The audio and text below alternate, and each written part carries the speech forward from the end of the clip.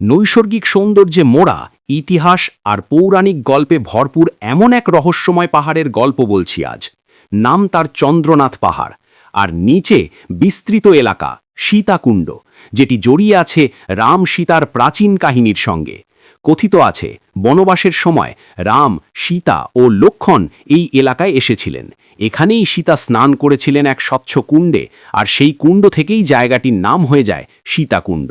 যদিও ধর্মগ্রন্থে এর স্পষ্ট প্রমাণ নেই, তবে স্থানীয় লোককথা আর হাজার বছরের বিশ্বাস আজও এই ভূমিকে রহস্যময় করে রেখেছে।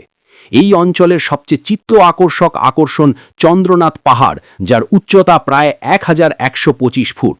পাহাড়ের সর্বোচ্চ চূড়ায় দাঁড়িয়ে আছে বিখ্যাত চন্দ্রনাথ মন্দির, যা সনাতন ধর্মাবলম্বীদের অন্যতম তীর্থস্থান।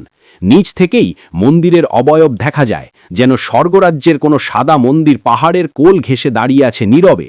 পাহাড়ের পাদদেশ থেকে ওপরে উঠতে সময় লাগে প্রায় ঘণ্টা খানেক।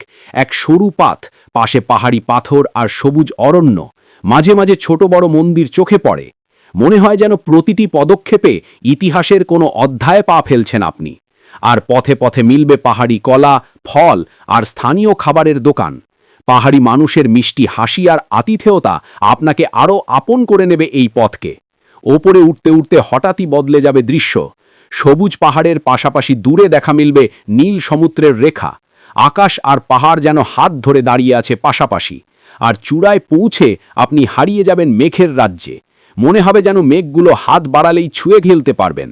বাতাস এসে মন ছুঁয়ে যাবে, আর মেঘেরা পাহাড়ের ঢাল বেয়ে আপনার পাশ দিয়ে ভেসে যাবে রূপকথার মতো।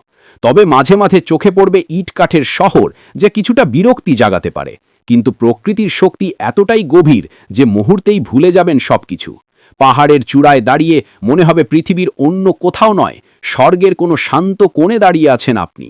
নিচে অনন্ত সবুজ, সামনে নীল আকাশ, আর মাঝখানে আপনার নিঃশব্দ উপস্থিতি, যেন সময় থমকে গেছে।